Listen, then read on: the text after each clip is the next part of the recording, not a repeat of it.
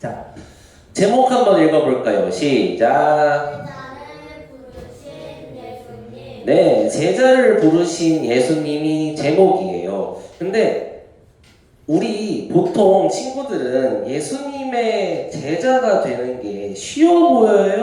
어려워 보여요?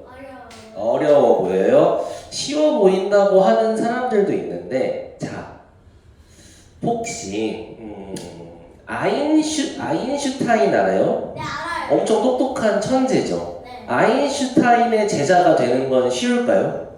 아니요. 어렵겠죠. 그러면 또 유명한 사람 누구 있을까? 천재. 엄청 유명한 뭐 하버드 대학교의 유명한 교수님의 제자가 되는 건 쉬울까요? 어려울까요? 어렵죠. 그러면 그 교수님의 제자보다 그 교수님보다 예수님이 더 뛰어날까요? 아니면 못할까요? 예수님이 더 뛰어나요? 못해요? 더 뛰어나시죠. 그럼 예수님의 제자가 되는 건 쉬울까요? 자, 오늘 그거에 대해서 배우고자 해요. 자, 생각보다 쉽지 않대요. 한번 알아보겠습니다. 저번 시간에 기도에 대한 질문 5가지를 했었어요. 그걸 이렇게 표현한 그림들인데, 첫 번째는 하나님은 왜 나의 기도를 안 들어주실까? 두 번째, 왜 나는 기도를 하지 않을까? 세 번째, 하나님의 뜻이 무엇인지 모르겠으면은 나는 어떻게 기도를 해야 될까? 네 번째, 기도하는 자세나 방법이 따로 있을까? 다섯 번째, 나는 무엇을 기도해야 될까? 라는 이 5가지 주제의 질문을 가지고 우리가 저번 시간에 기도에 대해서 배워봤었어요. 자, 간단하게 복습하면은 하나님께서 왜 나의 기도를 안 들어주신다?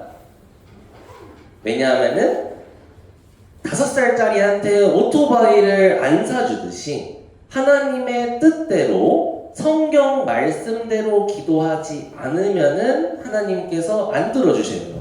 현수 안경 썼네? 잘 어울려요. 요즘 유행하는 하얀 뿔테 안경을 쓰고 왔네요. 패션 센스가 있구만 현서가. 아무튼 잘 돌아와서, 자, 하나님 말씀대로 기도하지 않아서. 두 번째, 내가 기도를 자주 하지 않는다면 무엇이 문제였을까? 바로 내가 하나님을 사랑하지 않기 때문이다. 사랑하는 사람하고는 단둘이 있기를 원하고 대화를 하기를 원하는데 내가 하나님을 사랑하지 않으니까 단둘이 있기도 싫고 대화하기도 싫고, 그러니까 기도를 안 하게 되는 거다. 그리고 두 번째는 뭐였냐면은, 기도가 중요해요? 머릿돌 하는 게 중요해요? 고마워요. 기도하는 게 중요해요. 기도는 정말 중요한데 기도를 안 하고 머릿돌하고 공부하고 부모님 그 말씀 순종하고 이러느라 기도를 못했어.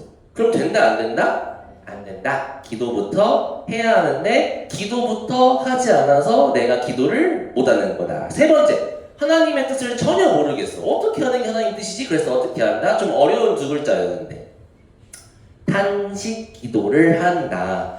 하나님, 제가 이제 어떻게 해야 되는지도 모르겠습니다. 하나님 알려주세요.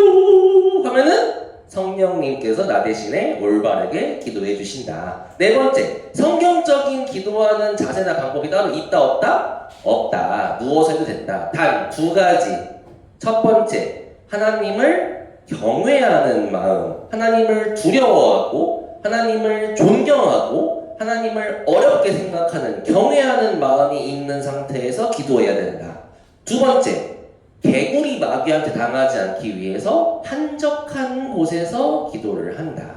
다섯 번째, 나는 무엇을 기도해야 될까? 아주 쉬웠어요. 내 마음속에서 걱정되고 염려되는 모든 것을 하나님께 아뢰야 된다. 아무것도 염려하지 말고 모든 일에 기도와 간구로 너희 구할 것을 감사함으로 하나님께 아뢰라 라고 말씀했었잖아요. 그죠?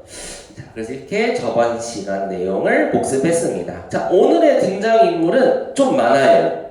짜자잔! 등장인물이 엄청나게 많네. 무려 12명, 예수님 포함하면 13명이나 돼요.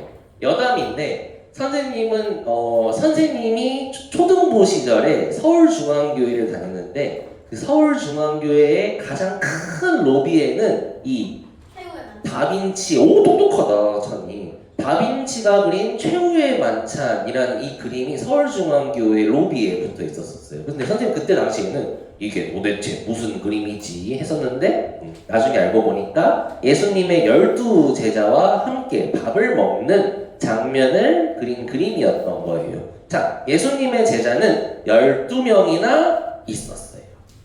그 중에 우리가 오늘 좀 배울 사람은 베드로, 안드레, 야고보, 요한 이렇게 4명 정도. 한 명만 더 하면은 마태. 5명까지 배워보려고 해요. 어렵지 않아요 오늘은. 자, 오늘 내용은 사실 어떤 거냐면 선생님이 약간 그냥 미리 프리뷰를 좀 보여주면은 자, 만약에 선생님이 우리 유초등부 어린이들한테 이렇게 얘기하는 거예요. 얘들아! 우리 청소하자!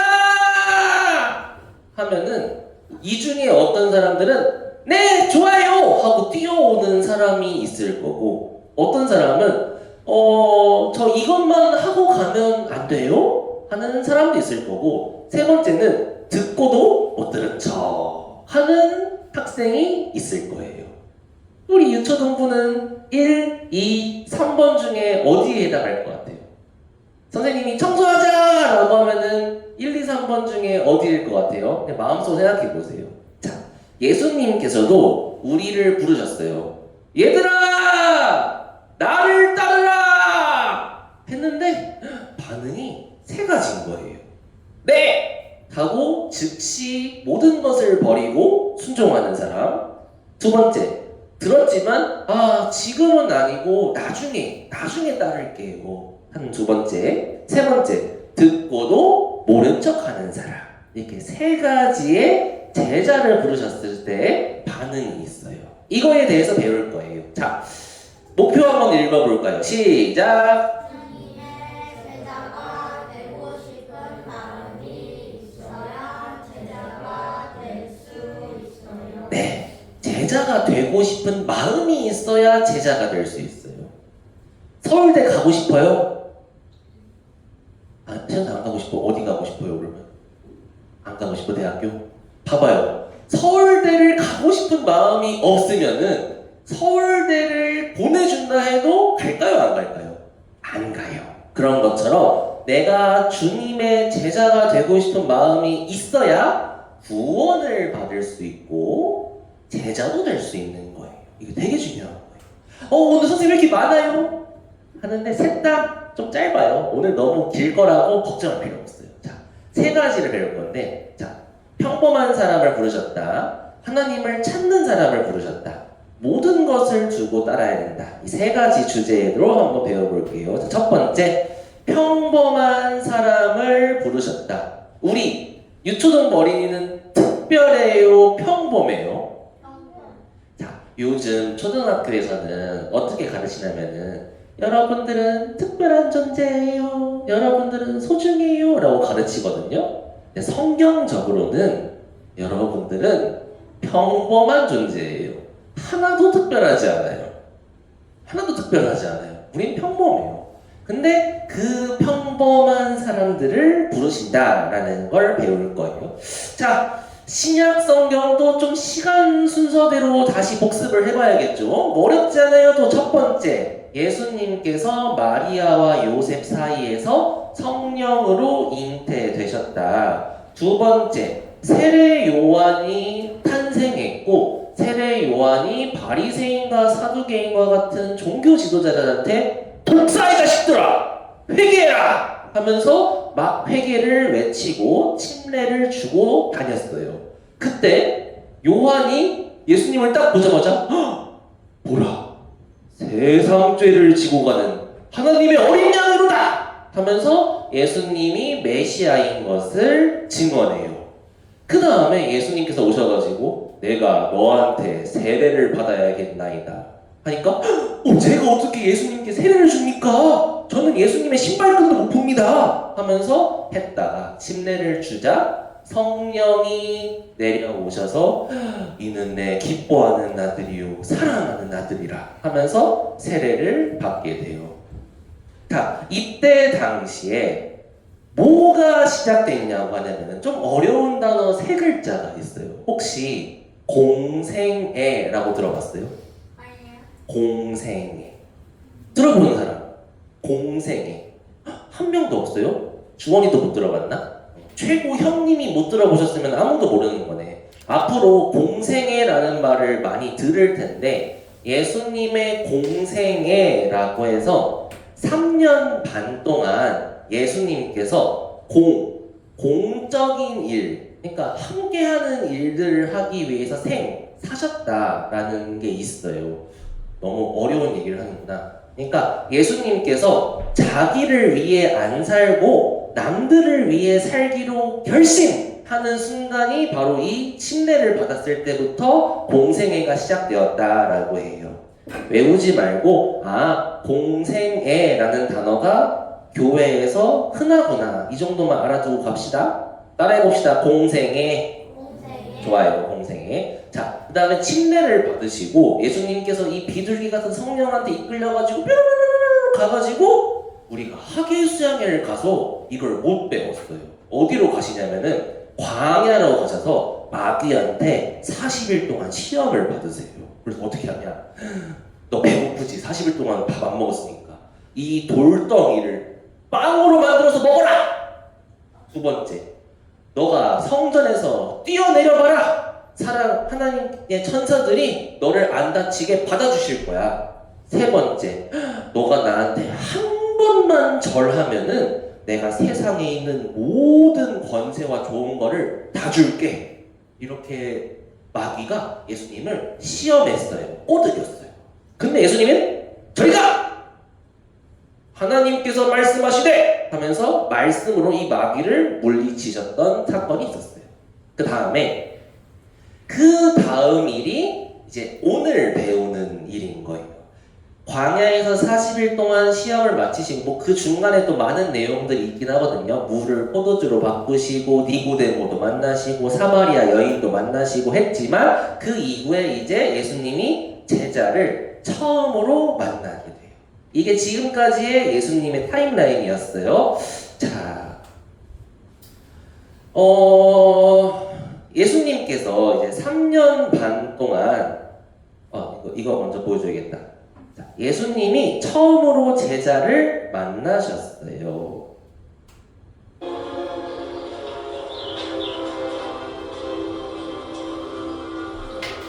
여기부터 볼까? 이 무시무시하게 생긴 사람 누군지 알겠어요? 이 사람이 세례 요한이에요. 세례 요한. 보라 이라 했던 보라 하나님의 어린 양이로다. 두 제자가 그에게 말을 듣고 예수를 따르거늘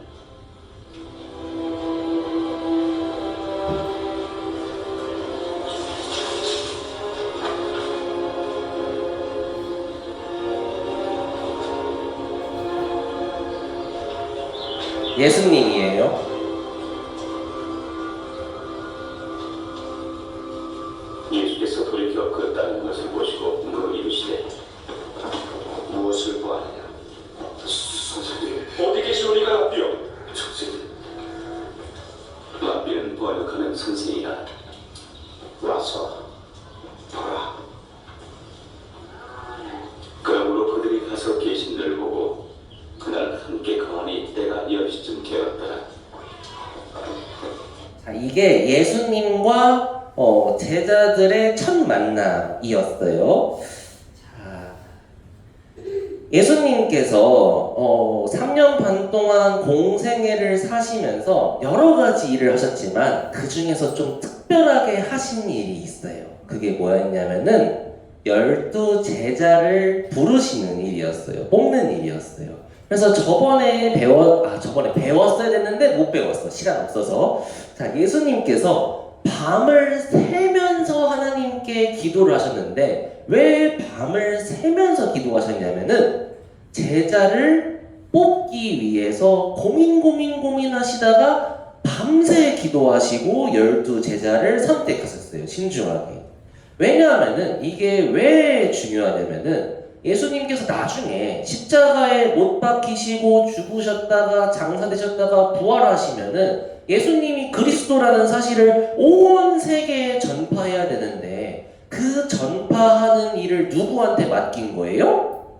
12 제자한테 맡긴 거예요. 그러니까 얼마나 중요한 임무를 가지고 있는 사람이야. 그러니까 신중하게 뽑을 수밖에 없었던 거죠. 단어 하나 더 공부해 볼게요. 예수님의 12 제자랑 12 사도라는 말이랑 같은 말이에요.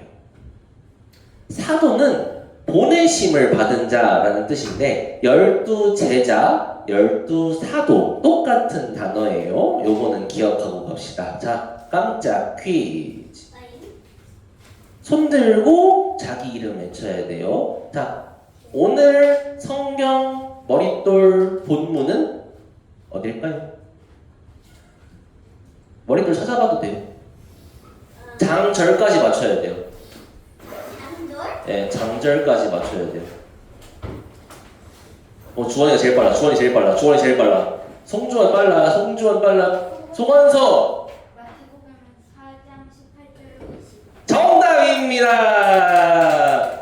주원이가 빨랐지만 간절하지 않았어.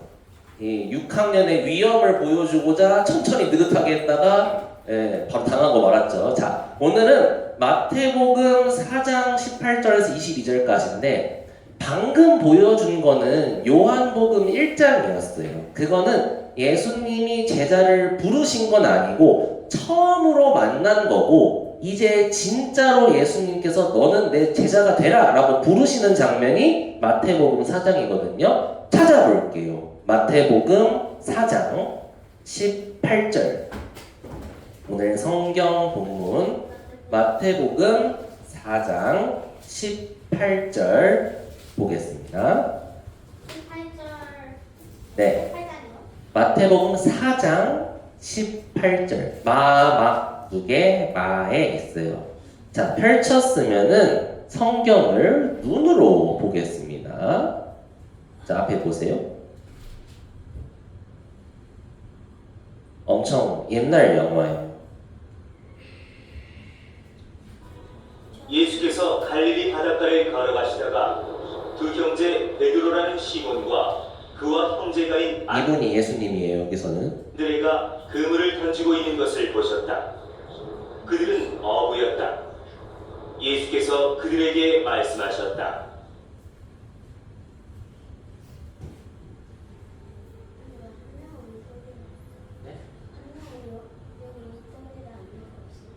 남자다움의 상징이잖아요. 나를 따라오너라. 나는 너희를 사람을 낚는 업으로 삼겠다.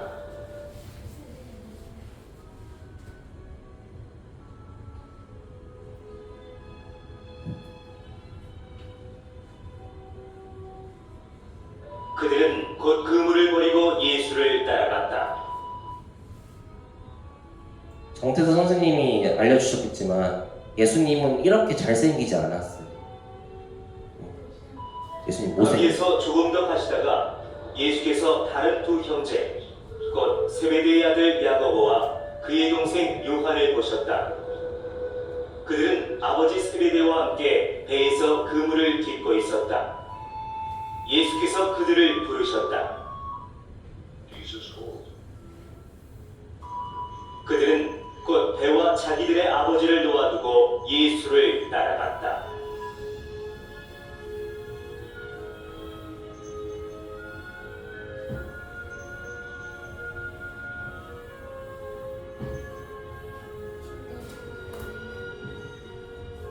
자, 이렇게 해서 4명의 제자를 뽑는 장면이에요. 다른 제자는 또 다른 장들에 있어요. 일단 4명부터 배워볼 건데, 자, 여기 마태복음 4장 19절 보면은 좀 이상한 표현이 있어요. 뭐냐면은 내가 너희를 사람을 낚는 어부로 만들겠다라고 하는데 깜짝 퀴즈. 사람을 낚는 어부가 무슨 뜻일까요? 주원이 전도하는 거 정답입니다. 역시 형님의 짬밥이 있어요. 자, 잘했어요. 자, 사람을 낚는 어부라는 뜻이, 근데 그 전에 우리가 인터넷에서 많이 보는 게, 낚았다! 낚였네! 이런 말 알죠? 이게 보통 언제 쓰이냐면은, 다른 사람들한테 속았을 때, 낚였다. 다른 사람을 속일 때, 낚았다! 이렇게 하죠. 너무 옛날 표현인가? 들어봤어요? 아무튼 이게 너무나도 신기하게도 성경에서 유래한 표현이에요.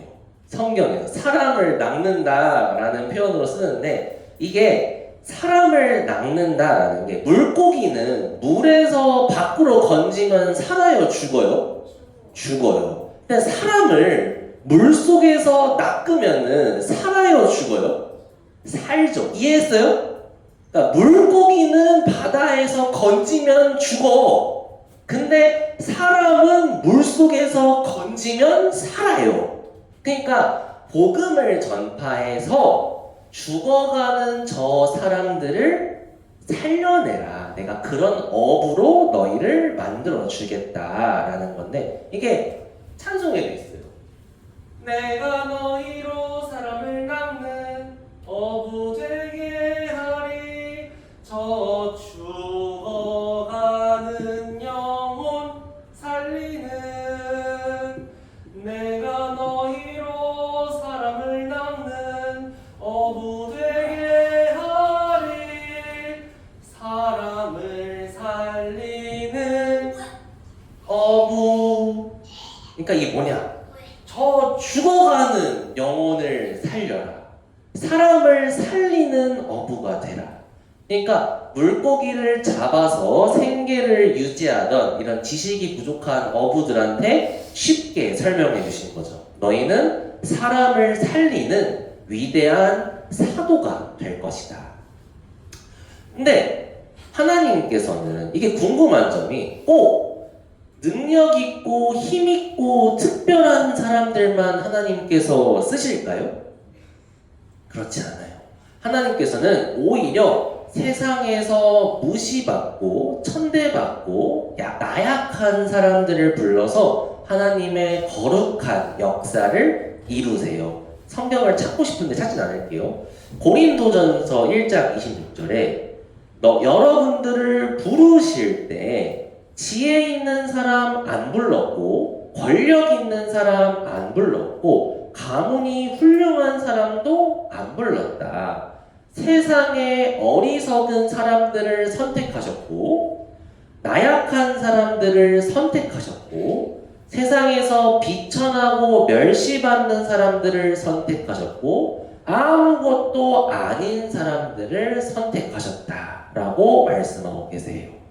그러니까 하나님께서는 제자를 부르실 때 그 사람이 능력이 뛰어나고 특별한다는 이유로 사람을 부르시진 않아요. 평범한 사람들을 부르신다는 거예요. 근데 하나님께서 가끔은 정말 똑똑하고 능력 있는 사람들을 부르시기도 하세요.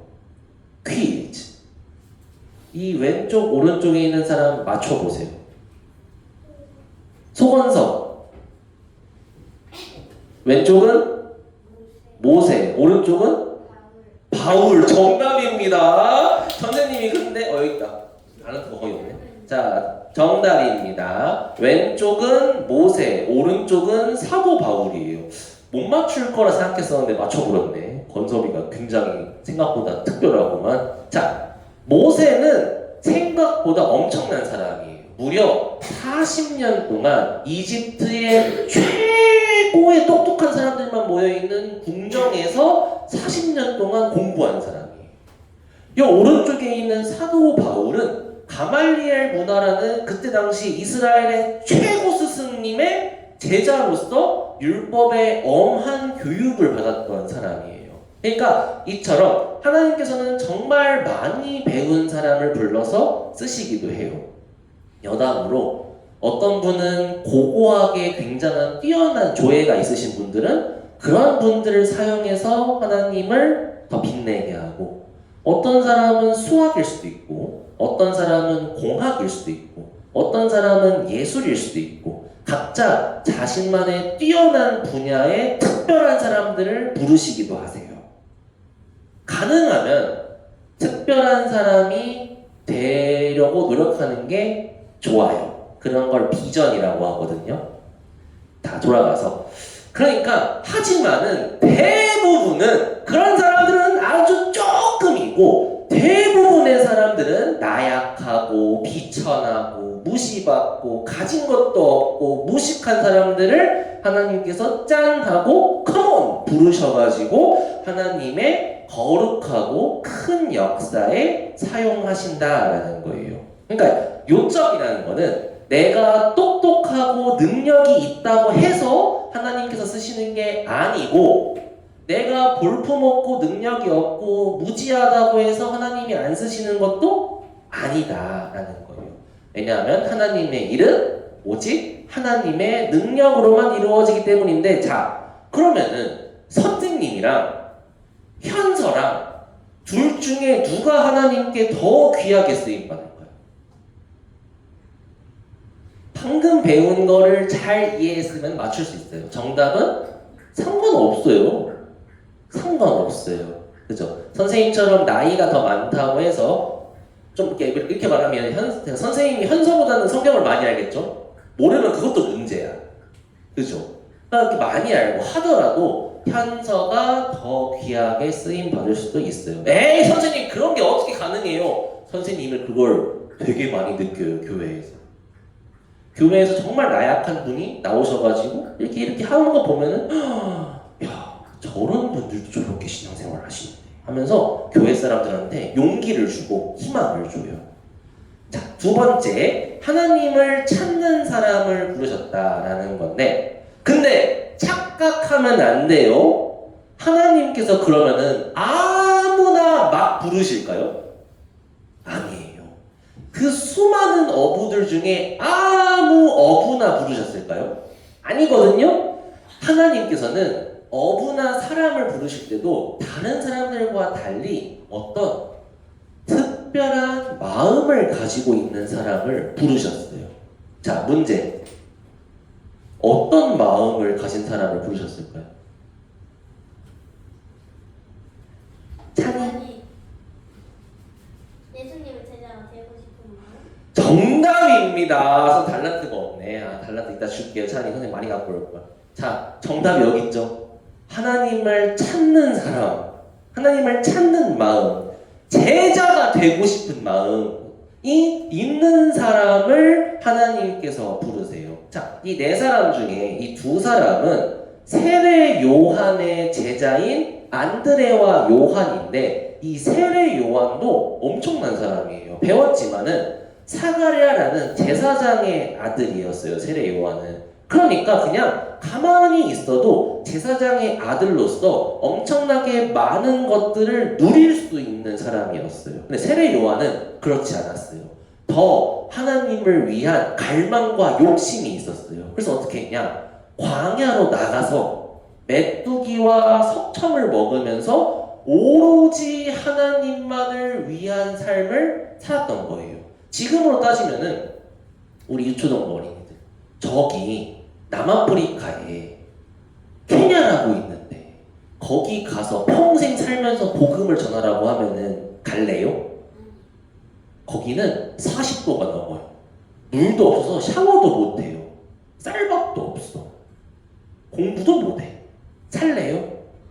요즘으로 따지면은 그렇게 케냐에 가가지고 사는 사람들 오로지 하나님만을 위해 이런 사람이 세례 요한이었다라는 거죠. 정말 신앙적으로 갈망이 있었던 것. 내 모든 것을 다 버리고 오로지 하나님만을 위해 살겠습니다라는 그런 열심과 갈망이 엄청났던 사람이 세례 요한이었던 거예요. 근데 중요한 거는 세례 요한도 대단한데 이 세례 요한을 따르는 사람은요 똑같이 대단한 거죠. 그 사람이 바로 안드레와 요한이었던 거예요.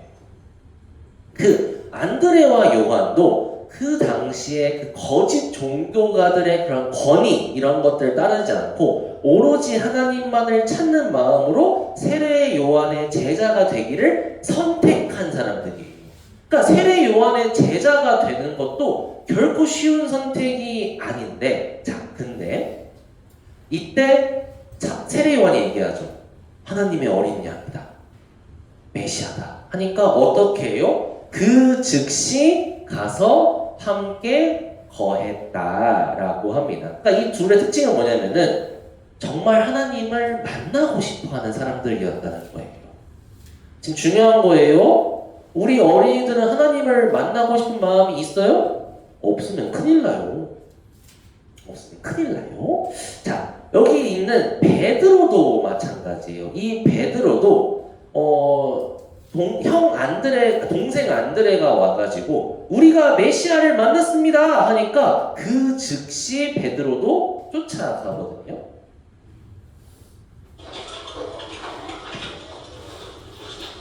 요한의 말을 듣고 예수를 따르는 두 사람 중에 하나는 시몬 베드로의 형제 안드레다. 그가 먼저 자기 형제 시몬을 찾아왔고, 우리가 메시아를 만났다. 메시아는 번역하면 그리스도다. 따라와. 바로 가요. 바로 우리가 메시아를 만났다 하니까 바로 가죠. 그러니까 베드로도 그리스도 메시아를 만나고 싶어하는 마음이 간절했던 사람인 거예요.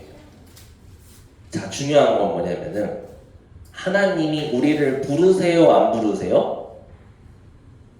하나님께서 우리 유초동부 어린이를 모두 제자로 삼고 싶어 하세요. 부르세요.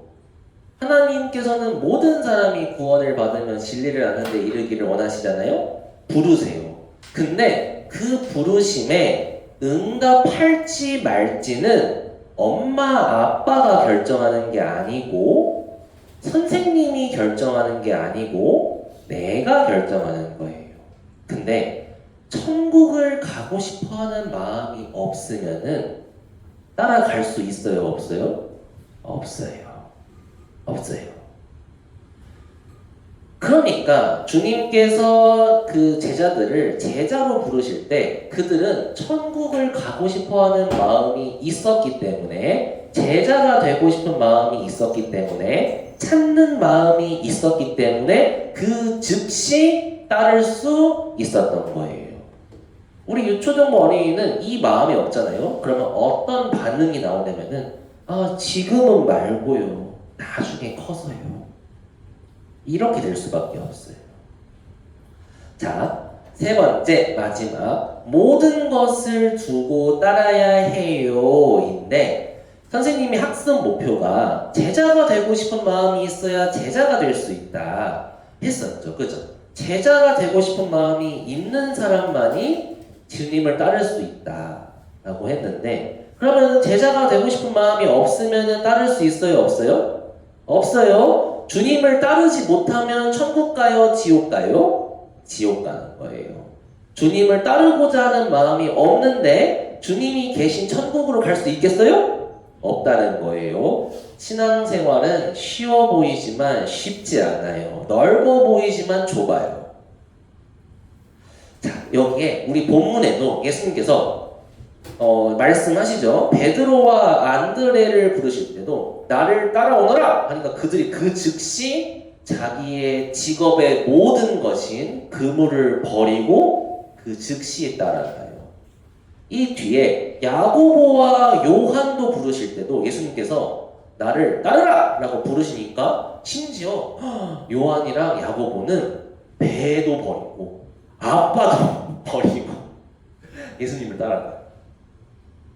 근데 이건 좀 문화가 있는데 깊게 설명하지 않을게요. 그러니까 그 즉시 따라가요. 부르셨을 때 지금 말고요 하면은 제자가 될 수 없다는 거예요.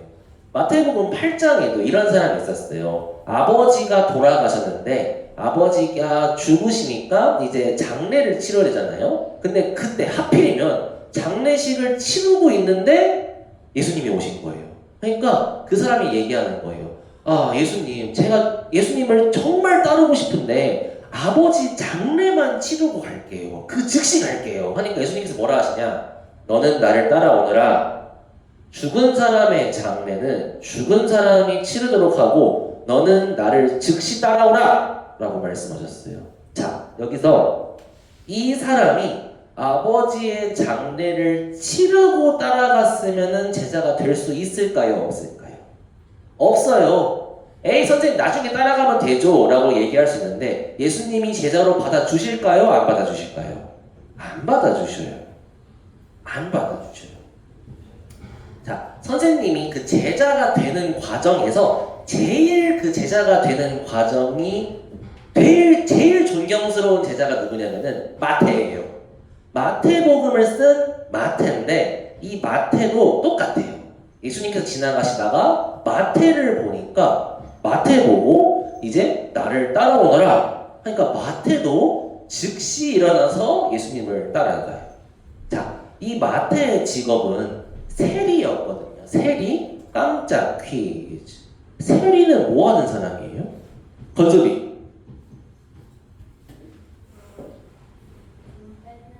돈 뺏는 사람? 그 도둑인데? 비슷했어요. 세리는 뭐 하는 사람일까? 찬이.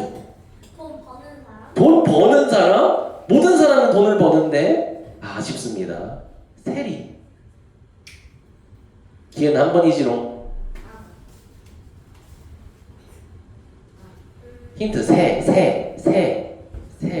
5, 4, 3, 2, 1.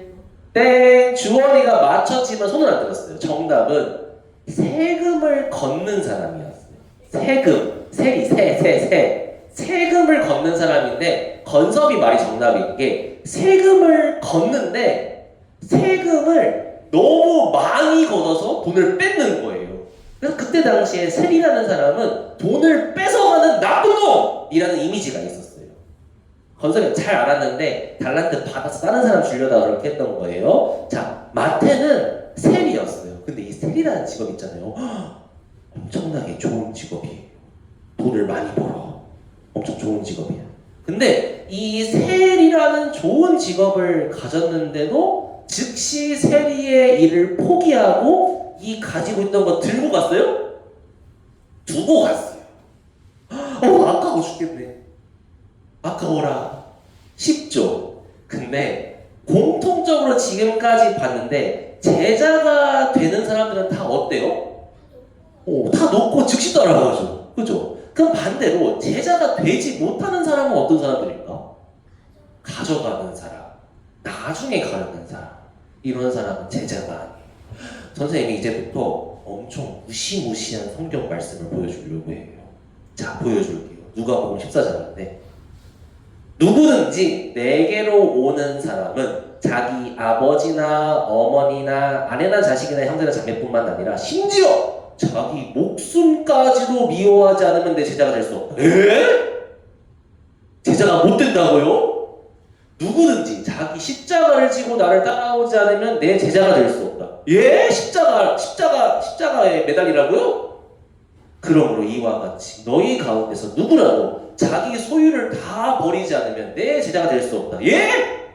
제 스마트폰, 내 레고, 내가 가지고 있는 모든 저금통에 드는 돈을 다 쓰레기통에 갖다 버리라고요? 그런 뜻이 아니고 자, 이런 뜻이에요.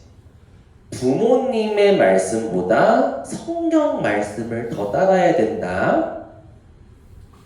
죽기를 각오하고 하나님을 따라야 된다.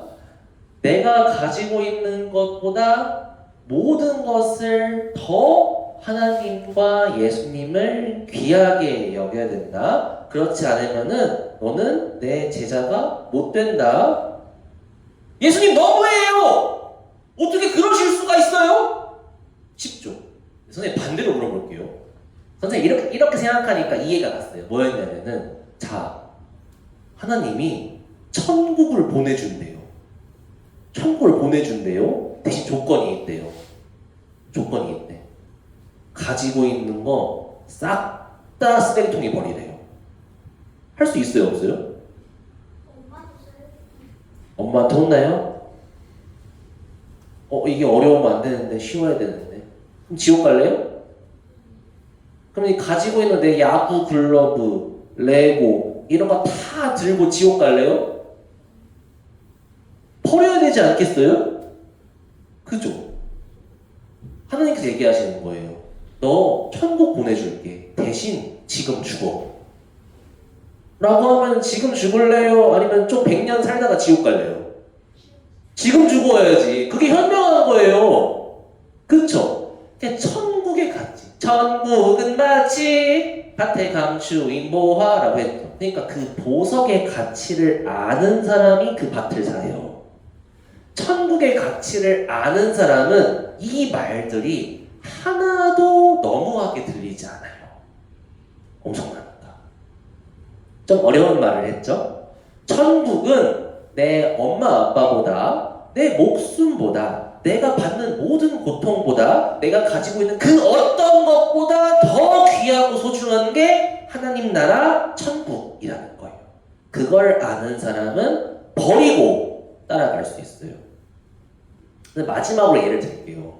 주식이라는 게 있어요. 만약에 나중에 건섭이가 이제 CEO가 돼가지고 소건섭 회사를 차렸어요. 소건섭 회사. 근데 소건섭 회사의 지금 주식은 100원이에요. 100원. 근데 타임머신을 타고 1년 뒤를 가봤더니 소건섭 회사의 주식이 100만 원이 돼 있는 거예요. 1만 배가 뛰어 있는 거야. 그래서 소건섭 회사한테 100만 원을 넣잖아요. 그러면은 100만 원을 넣으면은 100만 배 하면은 100억이 되어 있는 거예요. 그럼 지금 100만 원 넣을래요? 안 넣을래요? 당장 넣어야지. 1년 뒤에 100억 되는데. 그쵸? 천국이 그렇다는 거예요. 지금 하고 있는 일이 100만 원밖에 안 되지만, 10원밖에 안 되지만, 천국을 갔었을 때 그게 몇 배가 아니야. 엄청나게 좋은 것으로 바뀌어 있다는 하나님의 약속을 믿는 사람은 그거를 버리고 따라갈 수 있다는 거예요. 예수님은 버리라고 하는 게 요점이 아니에요. 그 손에 쥐고 있는 것 좀 놔라. 이 손에 이걸 들고 있으면은 뭘 더 받을 수 있어요, 없어요? 이거 내려놔라. 이걸 내려놔야 내가 더 좋은 걸 줄 거 아니냐. 그래야 받을 수 있지 않니? 이건 거예요. 이 손에 쥐고 있는 걸 놔야 주님이 주시는 걸 받을 수가 있어요. 그쵸? 그러니까 놔라! 이런 뜻이에요. 결론은 하나도 너무한 얘기가 아니에요. 자, 그럼 우리는 이런 자세를 취해야 돼요. 예수님의 제자가 된다는 거는 이런 거예요. 우리가 가끔 착각하는데 예수님은 나를 위해서 모든 걸 다 해주시는 분이 아니고 우리도 예수님을 선생님으로서, 지금 선생님은 권위가 많이 떨어졌지만은 옛날에는 좀 이것까지 얘기 마무리할게. 옛날에는 어떤 스승님의 제자가 되려고 하잖아요. 그럼 그 스승님의 집에 가가지고 설거지하고 청소하고 막 벼루에 먹도 막 아침 일찍 갈아주고 막 그런 온갖 일을 다 해줘야 스승님이 에헴 하고 나타나가지고 가르쳐줄까 말까? 에이 지금은 아니다 하면서 스승님의 권위가 엄청났어요. 네가 나한테 함부로 하네? 내가 너한테 아무것도 안 알려줘? 너 내 제자 아니야? 하면은 스승님 잘못했습니다. 제발 저를 제자로 받아주세요. 하는 게 원래 스승과 제자예요. 지금 선생님하고 달라. 예수님도 제자가 되려고 하는데 예수님의 마음에 쏙 드는 행동을 해야 될 거 아니에요. 그럼 예수님 보다가 너가 나를 스승으로 생각을 안 하는데 내가 너를 제자로 왜 받아줘야 되지? 하면은 어머나! 하고 지옥에 가는 거예요. 예수님이요. 너무 무섭죠? 그러니까 우리는 이게 중요해요. 예수님이 내 모든 죄를 용서해 주셨다도 중요하지만 내가 예수님을 주님 뜻이 뭐예요? 주인. 내 삶의 주인을 예수님으로 생각하고 사는 사람이 예수님의 제자가 될 수 있다는 거예요. 우리 모두는 예수님의 제자가 되어야만 하고 그렇지 못한다면은 간단한 일이 아니에요. 우리 영혼의 문제가. 우리 꼭 예수님의 제자가 되도록 합시다. 다음 시간에는 전도하신 예수님을 배워보겠습니다. 기도하겠습니다.